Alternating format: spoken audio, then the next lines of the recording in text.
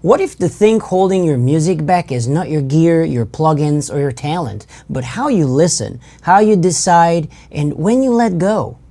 In this episode, I'm stepping inside the mind and studio of Joel Gardella, a Nashville-based mix and mastering engineer who works in the final 10% of a record, the point where perfectionism and overthinking usually stop artists from finishing. Joel has built an intentional listening space designed for decisions that actually matter, and a process focused on clarity, constraints, and collaboration. This conversation goes far beyond mixing. It's about finishing work, trusting your instincts, and getting unstuck. If you're sitting on music that is almost done, this episode will hit hard. Enjoy this episode with Joel. Hey, what up, Joel? Welcome in. Yeah. Come on into the studio. Awesome. Show me around. Tell me about your studio and what inspired you to open it. Yeah, well, this is where all the magic happens. I care deeply about sound and speakers, so I dedicated this whole room to be a critical listening space. These are Amphion's flagship studio speakers, the 218s on top of the bass 125s.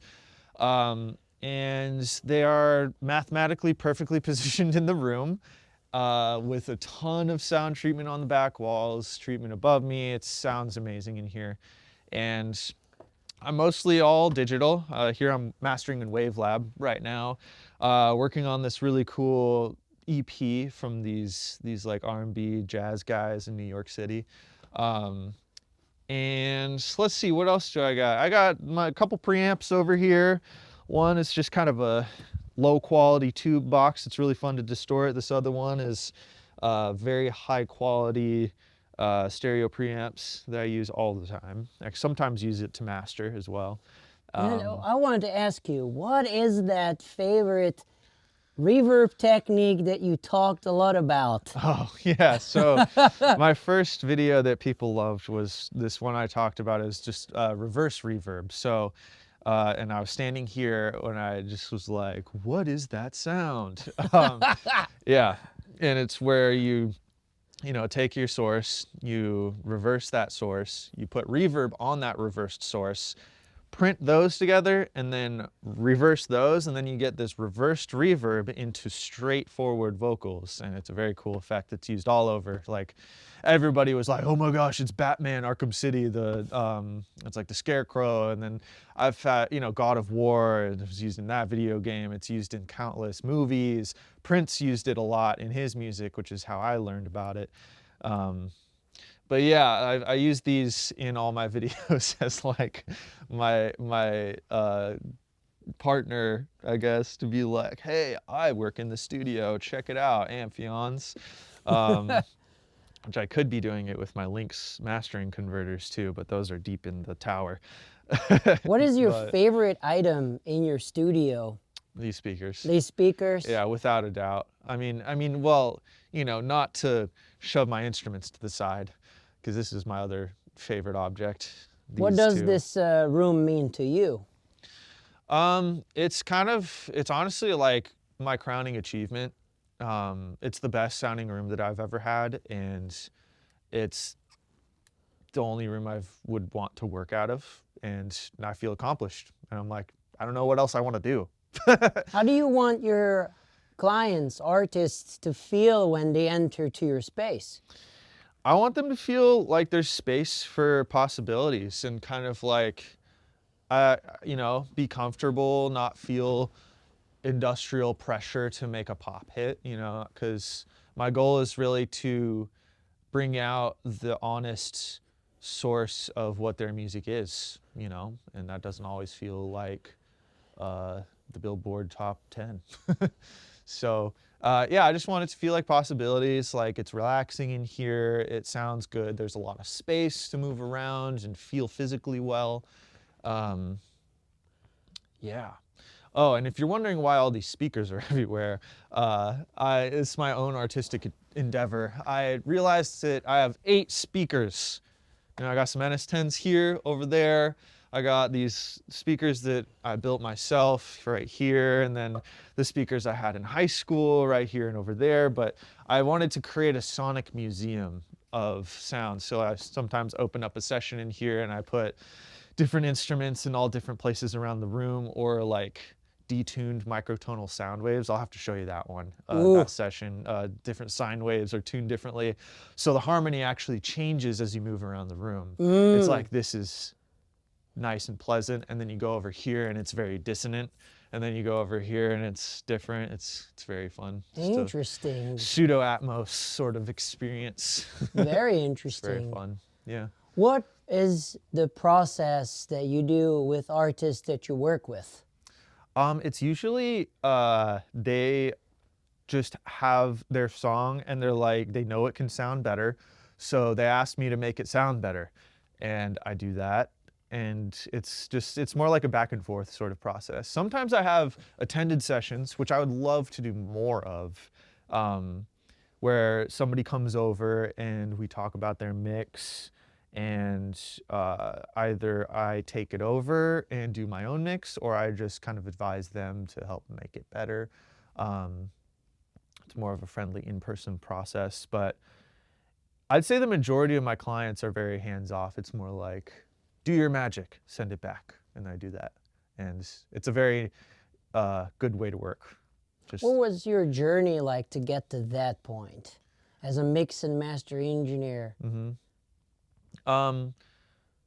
It's really just been working with my friends and their friends, and then the friends of those friends.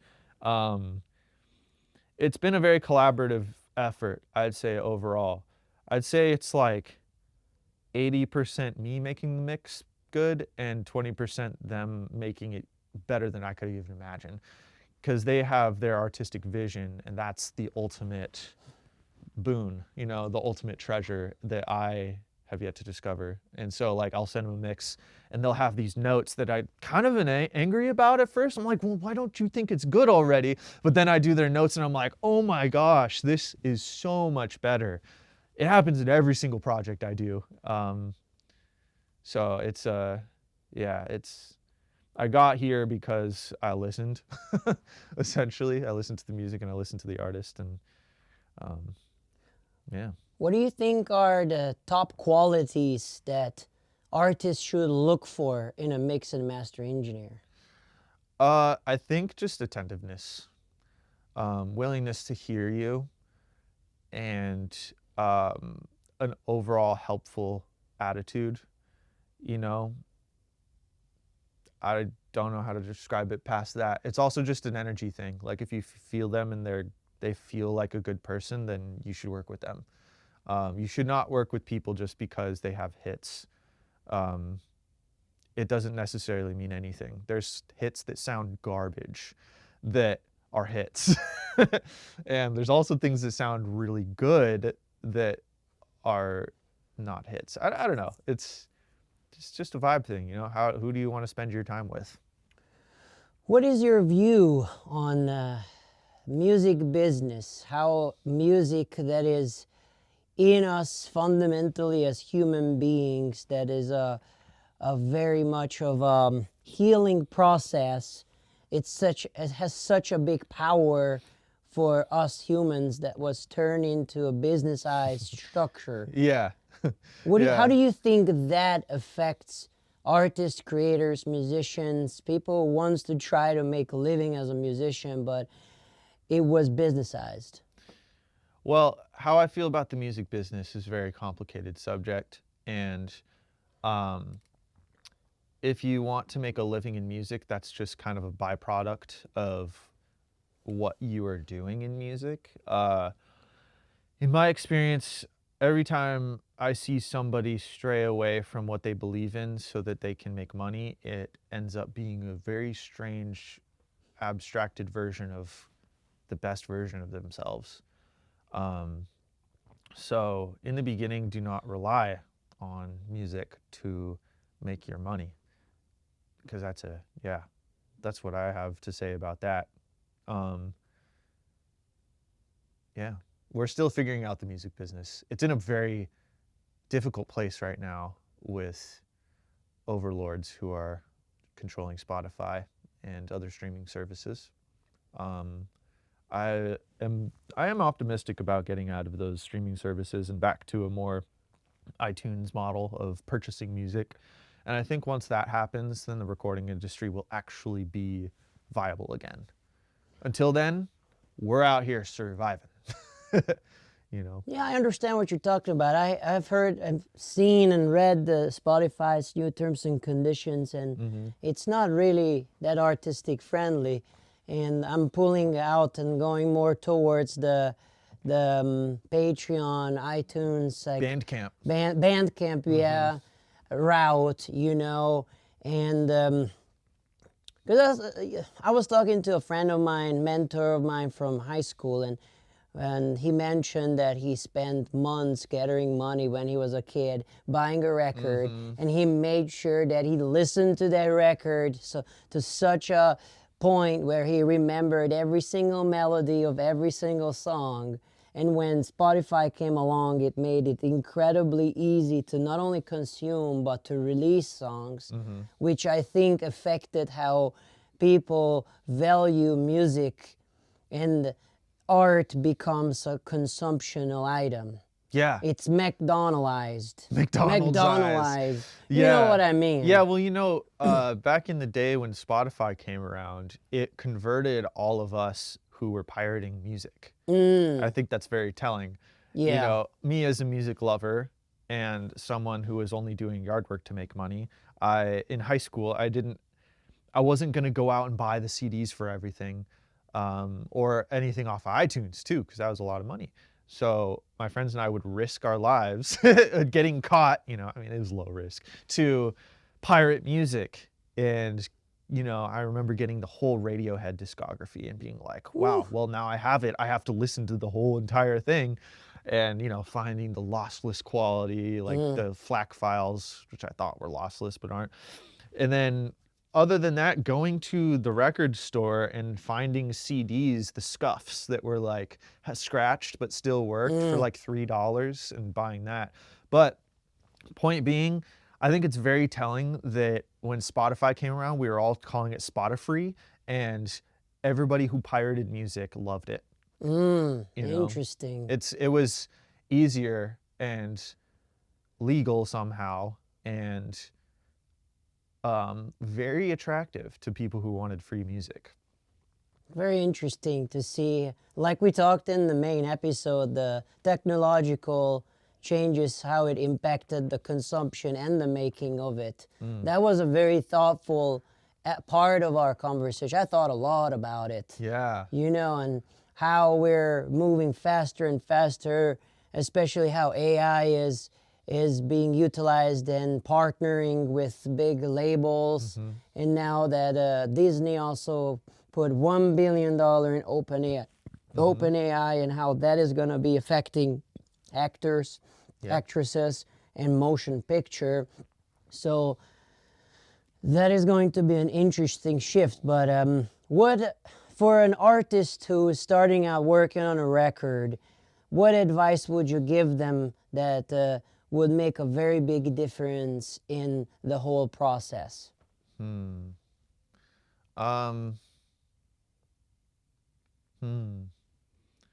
Let me ask you this. What do you usually see that lacks clarity in their direction or artistic journey that you try to help define with questions or thoughtful thoughts? Well, I think it's important to remember that it's your song and to explore with your song. No, that's not very useful, is it? Well, we can go whatever. Just feel free to think about the answer. But I see where you're going. Yeah. And I think that's good. Well, I think usually I don't interact with that stage of the record. I think I I'm more end game.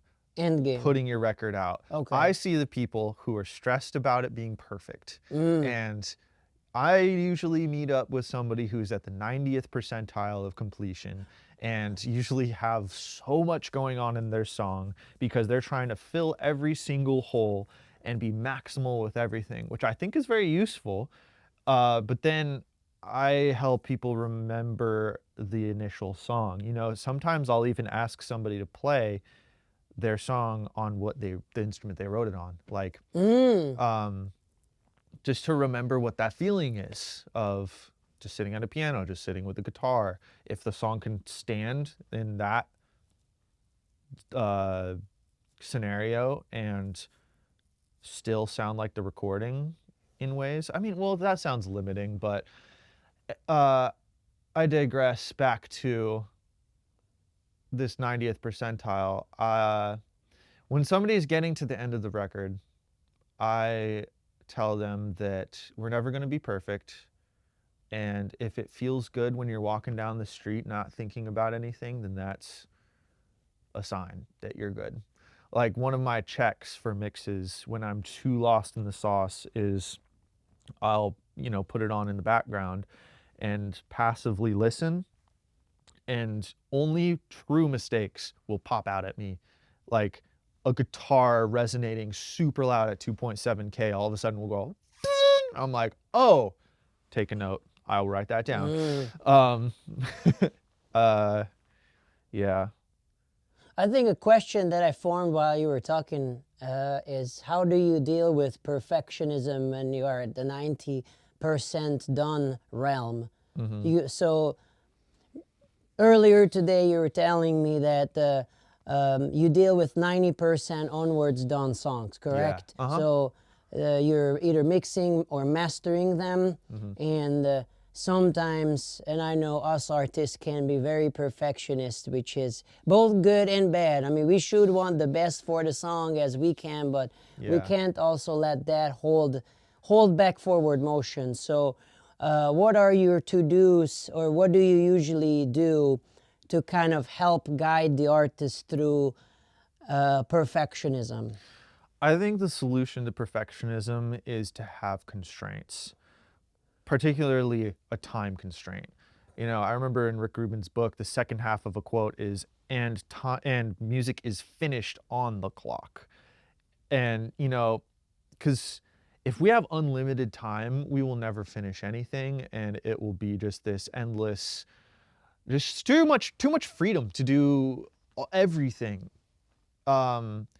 We need time constraints because when we are faced with an ultimatum of like, is it done or is it not done, it pressures us to make very important and powerful decisions.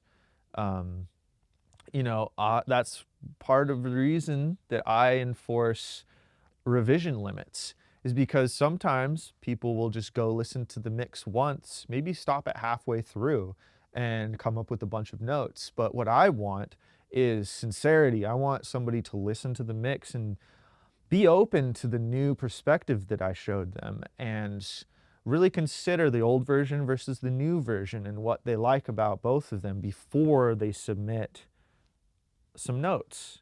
Otherwise, they'll just be reactions like, oh, this is different, this is bad, or oh, this is different, this is good, which both have consequences. If they're like, oh, this is so good, all of a sudden, then 3 revisions later, they could come back and be like, oh, actually, I don't like that. I never really did like that, just because it was different. So in that 11th hour, just commit, man. Just commit to something.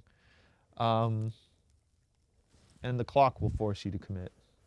So Figured I'd join you here. yeah. So we're talking seat. instead of.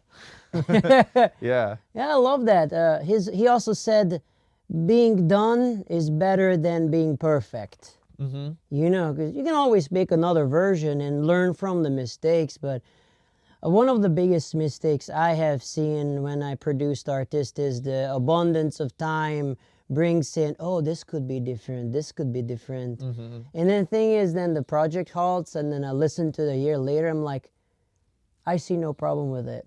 Not that I'm trying to love it, to not to find problems, but if I don't have, like what you said, an initial gut reaction to, oh, that sounds weird, then just leave it be. It's better to leave it be and be it part of your progress and your forward motion than be a grow out of your body that is still there that you couldn't let go. Yeah. If that makes sense. Yeah. You know, at the same time, I do believe that good music is made at a comfortable pace.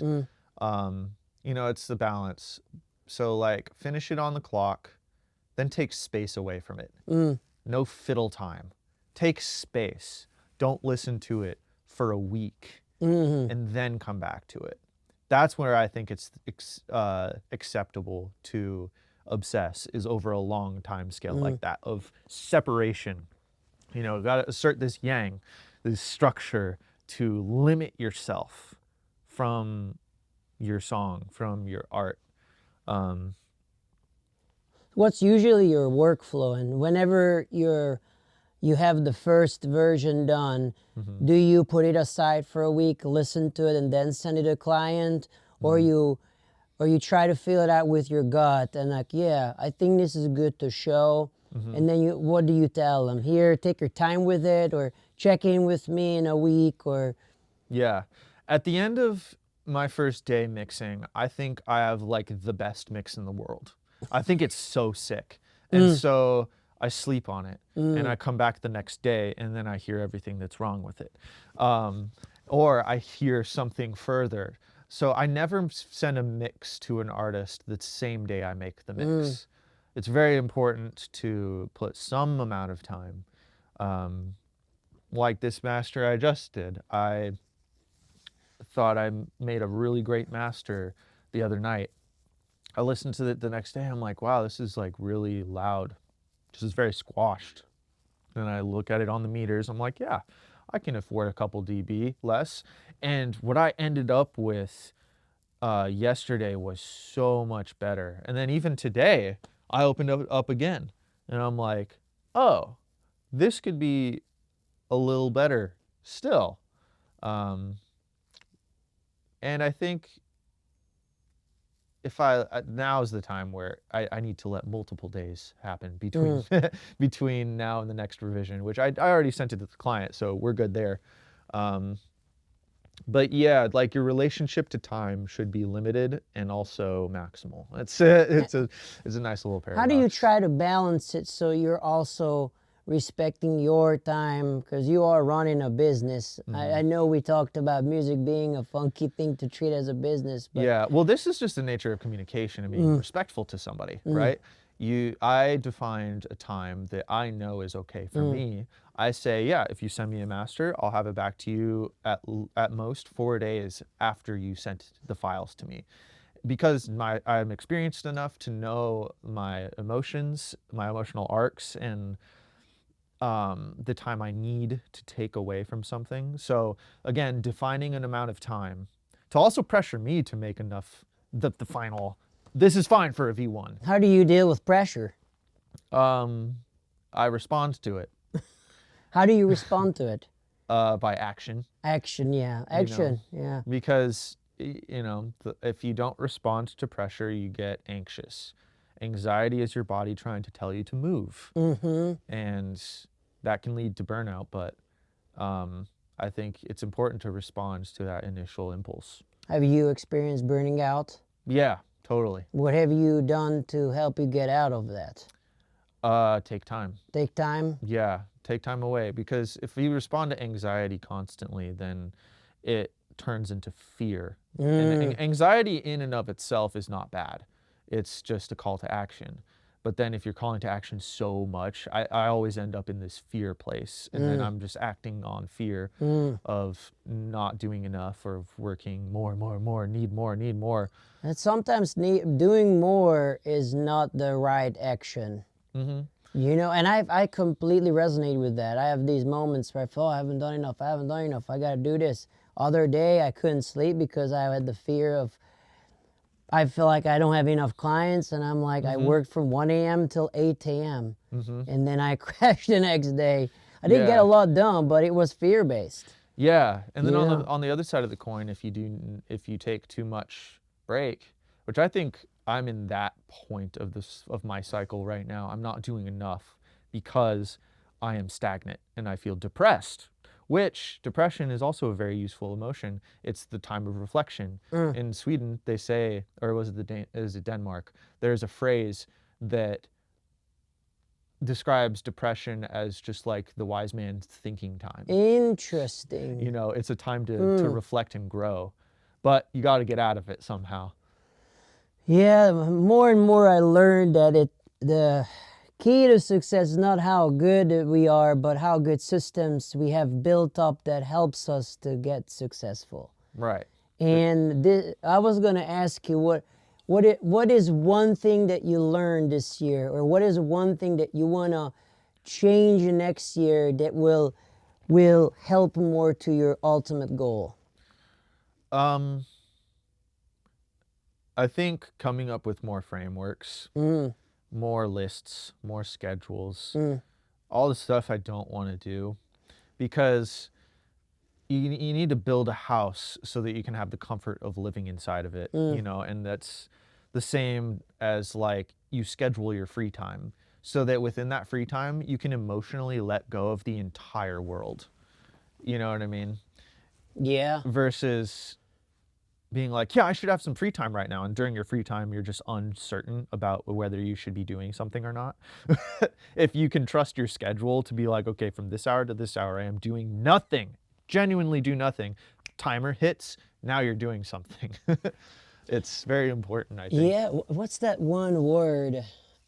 I was thinking of one word when you were saying that, discipline, but also doing the stuff that you really are not excited about doing, but a lot of times those are the most important things to do. You know, I see myself doing a lot of uncreative things that are actually extremely important. Yeah. Like what we talked about, like how can you monetize on the success you had with social media? What are the elements that you have to build up in the back end that this you can take advantage of? I mean, the same like what I told you earlier, that I had months where I worked my bum off, but then when I had breaks, I didn't have work because there was no system that can help find these things while I'm working. And those are the systems that I am working on hard to implement, but that requires a lot of back-end work, learning. It's constant learning. And you wouldn't have learned that Crazy. if you didn't take a break. Because you took that break, you If I had you work- were able to come up with this system. If I had worked these past 2 months, I probably would have not. Yeah. And that's the crazy thing. Like a lot of people who are not experiencing what is it like to work for yourself, who are used to working for an employer, and that is good. And you know, sometimes I sit and I say, I wish I had a day job that gave me this, because there's sometimes struggles. Yeah, sometimes I wish I had a boss, because you know, it would be so nice for a parent just to tell me what to do, and if I do this menial thing, then I've done my job. But as somebody who works for yourself, you're always faced with the greater picture of, I am my safety net. I am my support system, and that's scary. And believe me, when you get married, it'll be even bigger. I'm sure. Because then you are not only another person's safety net, but each other's. And if something happens to the other person and you're not there, it is something, again, you need a lot of trust, a lot of faith in things like that, and you need systems. Yeah, the systems, I think, are what we got to combat it. And I'm grateful for a lot of folks that I came across in life with, like the gentleman I told you about, / Michael Whitaker.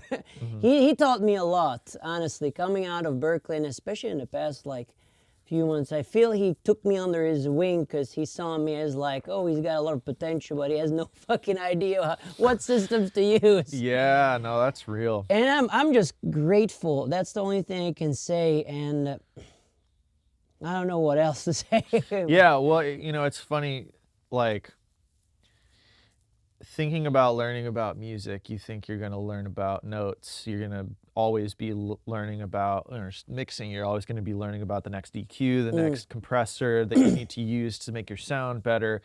But, like, when you get to a point where you can make stuff that's good enough, the rest of it is just philosophy.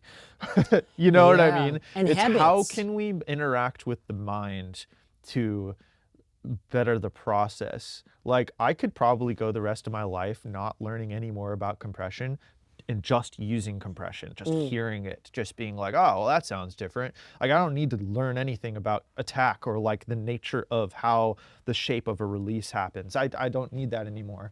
And I'm young. I don't even know that much about compression, but I do believe that I could go the rest of my life without knowing any more about that, because all I need to do is study my mind. That's the rest of the game. You learn all your major scales. You can play any combination of notes. That's easy to do, honestly. The hard part is how to do something with that. You know? I agree. Like, I agree. It's learning the process of now how can other people benefit from my knowledge, and how to not only communicate that, but have a continuous system that works in that environment and ecosystem for you. yeah. Yeah, and for me, I think that philosophical battle is like, how can I make any version of something that is handed to me sound impactful? You know, I'm handed messes sometimes. Other times I'm handed beautiful structures of mix and song and sonic landscape that if I move this the wrong way, I destroy the mix. Interesting. You know, I have to adapt to everything, and that's the hardest part about my job. It's Now, no longer session navigation. It's no longer which EQ do I use. It's like, how do I perceive better? I have an interesting question. I don't know if your parents told you that, but I remember my dad told me, learn from other people's mistakes. But I always learn better from my own mistakes. Was there something that you've done that you've learned so much from, or you've experienced? What was an experience that you learned a lot from in the past? Well, who's surprised? It was a mistake. Wow, that's where we learned the most. Yeah. I've noticed this trend recently, where I lost mixes for like the first time ever recently. Lost? What do you mean? So sometimes I do a test mix, you know, for an album. And if they like it, I get the album. If they don't like it, I don't get the album. There's been a couple times recently where I didn't get the album, and it was very frustrating. And I noticed it's because I was focusing on everything I don't like about the mix. And I need to focus on what I do like about the thing that I'm working on, so that I can end up with a product that I like. It's a simple object of focus. You know, there's this phrase called object fixation, and I learned it hearing about drunk driving, where if somebody's drunk, they have this tendency to fixate on an object and drive toward that object. So in music and in editing, in mixing, if you focus on what you don't like, you're just driving toward what you don't like. You're taking out what you don't like, so you're driving towards this empty space, this empty mix. Versus if you acknowledge what you don't like and focus on what you do like and bring that out, you're driving towards something you like. Interesting. You know? How has that shifted your way of thinking about a mix? It's Let's say you open up the mix, first time you hear it, what's the process in your head? it's just a lot of feeling. It's a lot of like thoughts that are just gonna happen, and I just have to like listen to them and be like, yeah, those aren't calls to action. Those are just I'm noticing things. I'm noticing a lot that I don't like usually, which, you know, I'm a corrective mix engineer. I do a lot of subtractive EQ. Psychologically, that has trained me to hear stuff that I don't like. But then I listen again and hear things I do like, and then I focus on those. I don't know. It's kind of unquantifiable. Every situation's different, but Yeah, it's hard I think overall, not acting on my very first impulse, noticing the value that I hear. Like, there is value in what I hear the first time, but like if I let that calm and then act on my second impulse, that's usually better. How do you know if it's an impulse or if it's a gut reaction that you trust? Those are usually very similar. Because I've heard advice where people say, you've been doing this for a long time, trust your instincts of where an instinct, I know it's a very out there world, but it's, Well, so is gut. yeah, so is God. I know these have, I guess, secondary meanings of what they usually stand for, if it makes sense. But I guess I'm asking the difference between when you should and when you shouldn't trust an initial thought of something that you just heard, or how many times should you listen to it until you have a really good judgment on what it is. I don't know. Hard answer, I know. It's yeah, you're confronting the very nature of moving through life, because what do you act on impulse? Do you trust that person you just met on the street because they have a nice face and they feel good, or will you be manipulated later? I don't know. There is no answer. It's just learning to notice your mind when you are acting from a place of insecurity versus acting from a place of desire, or desire. Maybe is that desire, or is that greed? Is that fear, or is that like noticing the path that you need to take to succeed? I don't know. It's a lot of meditation. You should definitely meditate and just learn to watch your mind. Interesting. Because well, then you can make better decisions. maybe another time we'll have a whole run through of Joel's, or how I say Joel. How do I say your Joel, name? yeah, Joel. you're right. I was trying to practice Joel. Your name. How to say your name correctly. Yeah. Maybe another episode we have Joel walk you through how to meditate. Yeah, that'd be fun. Yeah, the daily practices of meditation with Joel Gardella. Yeah. Gardella. Yes, that is me. Yeah. Interesting. Yeah, I was inspired to start meditating more because my friends did work with this mix engineer named John Castelli, and they were telling me how he's like addicted to meditating. He like had like at that point he was like on day 140 something of meditating every day, or something like that. And that made me start thinking about, yeah, this is just a mindfulness game. This isn't all about noticing your reactions to things and which things are selfish and which things are for the song, you know? Interesting. Now, you are completely okay to say no to this, but can I ask about your experience with social media? Sure, yeah. Because I know when we sat down first, that was the beginning. And, Oh, yeah. And I was extremely excited to see, and I was proud that you cut through all that stuff. It is something that so many people are striving to fight.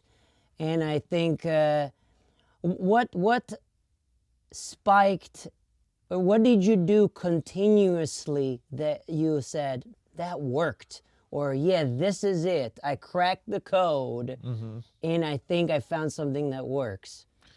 Well, posting every day seemed to work. What time? Anytime. Anytime? Literally doesn't matter. But I did do a consistent time just for myself. I scheduled a post at 7 a.m. because I was like, well, people will eat people who are addicted to their phones will first thing look at their phone, look at their phone during breakfast, look at their phone during lunch, and I want to catch them at all those times. Give the algorithm enough time to spread it around. But and yeah, and then just, I don't know, man. How many videos did it take until you got to your first success? 3. 3 videos? Yeah. Whoa. What was the difference between the first video and then the one that was successful? My attitude. I was more enthusiastic. I was more facing the camera. And it was just a technique that blew my mind when I learned it. The other 2 videos were just like, oh, people might be interested about this. But the third one, I was like, oh, this actually like changed this. When the reverse reverb effect, when I discovered that, I was like, that's crazy. And I used it a ton. It was like a genuine value thing. I watched a lot of your videos because I'm always a curious person, and I want to understand. And I also love, like, I was super excited about where you're going. And the first thing that I saw is that first initial hook was freaking awesome. That was, thanks. And the enthusiasm definitely, and the fast pacing. So especially with short form content, it's an attention game. Yeah. And you told me earlier, like, you cut all the fluff, you cut all the breaks. Well, because I was observing myself in a meditative fashion. I was, you know, just in the moment when I'm making my video, I can sense myself get bored just in a split second. And I'm like, oh, why is that boring? Oh, I should just like make it shorter. Or, oh, it's because I need to say this in a different way and move around more or something. It's very intuitive in that way because I've watched so much Instagram that I know what I like. Interesting. So did that affect watching others, what content you do or how you do it? How I do it. How you do it. Yeah. So I noticed myself emulating like Vsauce. I know, I noticed, can tell. Yeah, I noticed myself. Well, so then I literally did a Vsauce episode where I had the whole like soundtrack and everything. But I also noticed myself imitating some disc golf YouTube channels that I like that aren't even popular. Or then I noticed I've watched so much YouTube science videos, so I was emulating Veritasium a little bit. And I was, there's this guy who like shows useful websites. Yes, I know. He's like, Mary something. Powerful websites you should know. 301. Part 480 million. Yeah, exactly. It's I was Mary emulating something. him too. After the fact, I was watching my videos and I was like, I kind of sound like him. And so I, Yeah, it's true. just like music, just like creativity, we are the product of a lot of things, a lot of different things that we watch. So I just I rode that out. I was like, sure, let's lean into that. Let's just be who I am emulating. So in that way, it's been a very intuitive process, a very just like free range, just do whatever I want, do whatever I think sounds cool. But you are ultimately excited about the topic itself. Right. So far, I've only talked about stuff that I genuinely think is cool. And the stuff that I think is the coolest has done the best. Interesting. Well, to a degree, I did 2 videos about different secrets about the NS10 speakers. And the one I think is cooler didn't do as well as the other more basic one. But I don't know why. Who knows? But yeah, the video that's done the best though was just like a silly thing that I've used my whole life to remember what left and what right I know, is. I saw that. That's over 600,000 views. What? Yeah, and I think it's some algorithmic manipulation because I said something that could be politically a little weird. I know what you mean, yeah. All I said was, you have a left and a right. One's red, one's white. It should just be red is right because that rhymes. But my brain, when I was 9 years old, was like, white is right. Wait, no, it's not because that would sound racist. And I think the algorithm latched onto that because people love that stuff. Not because the algorithm loves it, because that triggers people. It's an emotional trigger because people want to think it's a racist thing. Yeah. But, I mean, you don't even mean anything by it in terms of any sort of racial thing. No, it's just silly. It's just a rhyme. It's a silly thing. Yeah, it's just a silly thing. But I think one of my biggest takeaways from engaging with the algorithm so much is that the algorithm isn't some robot we're trying to please. The algorithm is the result of humans. It knows nothing. It only knows our emotional patterns. So post honestly, and then it will do well for you. Interesting. Don't try to fit a framework. Just realize the framework that's within you already. Because yeah, that's how you do it. Calling back to earlier in our conversation about coming up with discipline, coming up with frameworks, this whole time my only framework has been to post every day. Like make a video every day. And I'm realizing after taking a break, after burning out, that if I were to do this again, I need to come up with a framework that has a funnel at the end so that I can actually get paid, because that's the point. Put it in the beginning too. Yeah. Beginning, middle, end. Right. Or in some way to do it. And maybe I should study other people who have successfully made businesses off of social media, which are hard to find because a lot of people try to make it sound like they have, but then maybe haven't. Be careful. Hard to know, but I'm like suspicious about a lot of people. But anyway, interesting. Yeah, so the next step would be that. But then I've kind of like shared everything that I care about, that I've learned in the past 15 years, I'm kind of out of nuggets, you know? So I'm like, well, Oh no, when I was looking, I was kind of, I ended with like, it's like we had a foreplay, but I wanted to learn more. You know, I kind of feel like me as a viewer, you got me hooked, but I want to see a more in-depth thing. That's just me. And I feel yeah. there could be people who think the same way, but that could be part of your funnel. Yeah. And what did it mean to you? How did how did you feel when you first um, reached so many people? It was a high, A for high. sure. It was dopamine filled like crazy. It felt like my life was going so well. And then the second that I posted a video that was below 10,000 views, I felt like I was doing horribly. I felt Wow. like my career was going to end. The next day I posted a video, it got 20,000 likes in 3 hours. Holy And then I cow. was like, oh, my life is back on track. It's like it was a very Oh, dangerous, volatile. volatile, emotional roller coaster. And yeah, that's how it felt. I bet. I bet. Yeah. That's interesting. How can you view it almost like an outside person where those are an unaffecting thing to your personnel? Or do you attach yourself and that being just a reason for something? Yeah, I had that at the end of my 30-something video streak. I was just like, well, because that wore off really fast. You know, the next time, so that video ended up cresting a little over 200,000.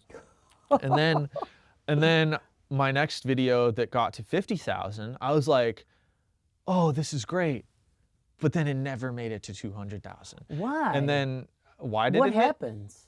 I don't know. Why does it stagnate at one specific number? Is it that it didn't get enough likes, didn't get enough comments, or what Well, got you the most comments and what was the views there? um, let's see. Well, I mean, the most comments is my most viewed video, which is people relating to me saying white is not right. Oh, um, things that got me a lot of comments were nerdy things, actually, because that baits people into wanting to sound smart on my comment feed. do they want to sound smarter than you, or that they know better? And They then either want to be smarter than me or be as smart as me. I saw your Melodyne post got some raunchy, unnecessary Yeah, comments. people were like, "This isn't how pro. If you want to see how a I pro uses saw that. Melodyne, oh, it was Dude, come on. it was so funny. Come on. I'm like, dude, I taught some of my friends who make their livings off of music how to use Melodyne, and this is all they do. They just simpler is better. That's their whole philosophy. Well, They yeah. make their bags off that. So I thought it was funny when they were like, "You want to see how the pros do it?" I'm like, I literally taught professionals. Like, it was, what is your definition of professional? It was just really funny, and I try to stay on top of that stuff and not engage too much, but it gets to me after the 50th comment. I'm like, man, get out of here. Like, I don't want to hear it. Like, also with people trying to, like, I posted a couple videos on the Pultec EQs, which are super popular, super famous. People are trying to tell me which emulations are the best. People are trying to tell me that the analog is always better. And I'm like, dude, just stop. It's not the point.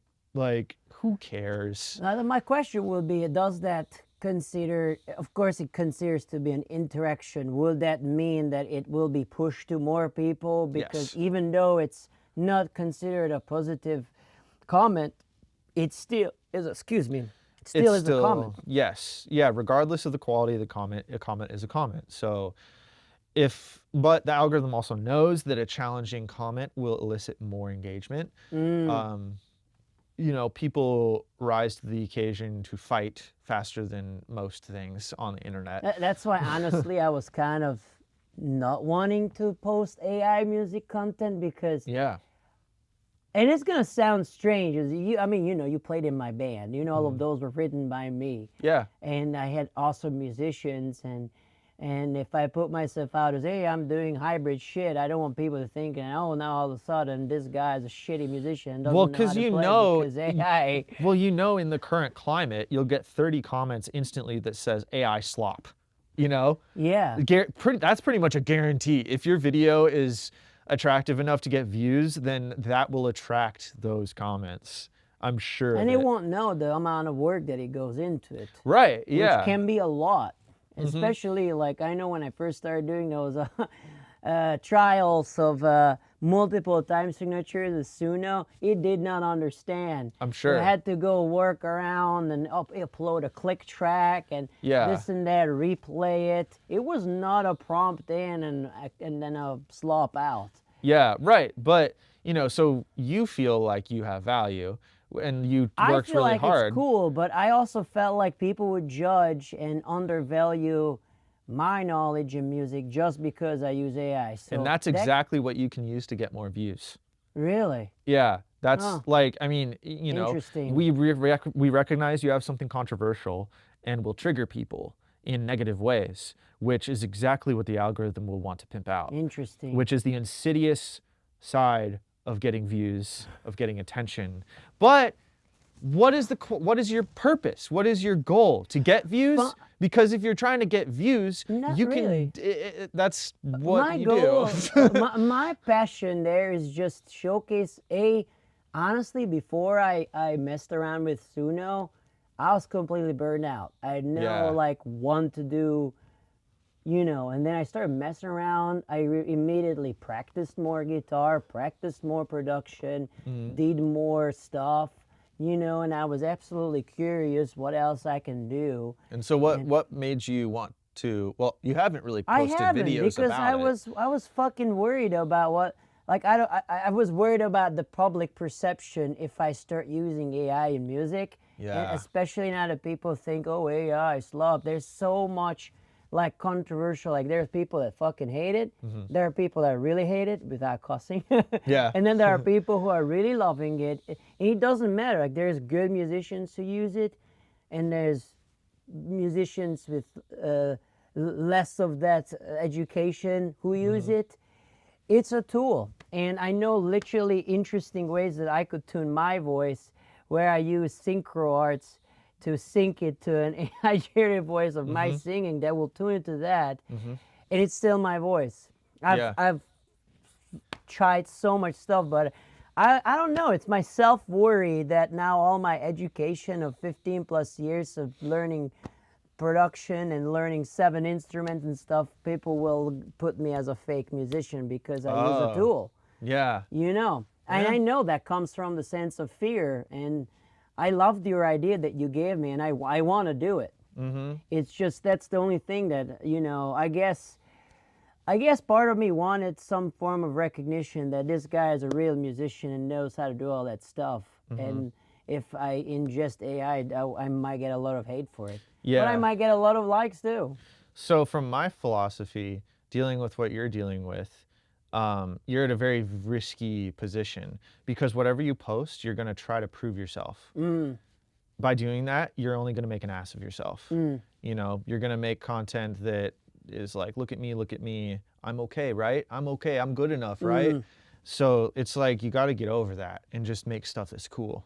Right. That's my philosophy anyway. You're right. It's the reason for doing something, and that's how I try to look at it now with the video I showed you, Stranger Things. That's fully, I mean, only AI thing there is the video and the background. I am not AI there yet. Yeah. But the other things are. But I genuinely want to pursue the other thing for my enjoyment. And I know whatever you're doing on a large scale, you'll attract people that like it and people that don't. And it's just, you got to learn, like you had to learn how to deal with those folks who commented negatively on stuff that's like, Yeah. what? And so when people comment things like that, and just generally with people who have controversial ideas, I just like to ask them questions and receive them in non-reactive ways. So no matter what I felt about these things, the comments that I would reply with was like, well, how does a pro use Melodyne? You know, and then so this person Interesting. replied with, if you really want to see, like, check out this person. So now I have my own learning resource. Interesting. Interesting. So let's see, what was another one? Did you check out that video? I haven't yet, no, because I I'll honestly d- don't really care right now because I'm not working on vocals. But maybe Right. if I do work on vocals, I'll be like, well, you know, because I know about crazy things that people do with Melodyne. So It yeah, can be maybe there very is tedious. something, maybe, yeah, maybe there is something to learn. But point being, I turned this challenging comment into like, this guy actually just wanted to prove that, or this guy actually just wanted to help, really. The thing is, we also don't know what tone they might be speaking these things. Because a lot of times, I noticed on myself, I perceive it in a harsher way, and it could be like, hey, this is not how a person. I mean, I don't know. It just that's the hard thing about texting and text-based stuff is you don't Yeah. know the emotional way it was. Yeah. Well, and the funny thing about said. social media is people usually come from a place of instability because the nature of our dopamine addictions to our phones, we're usually needing, we're usually lacking and wanting more. And like, you know, the algorithm is trained to send us things that are, the algorithm is trained to send us things that are controversial and triggering, so we are in a triggered state usually.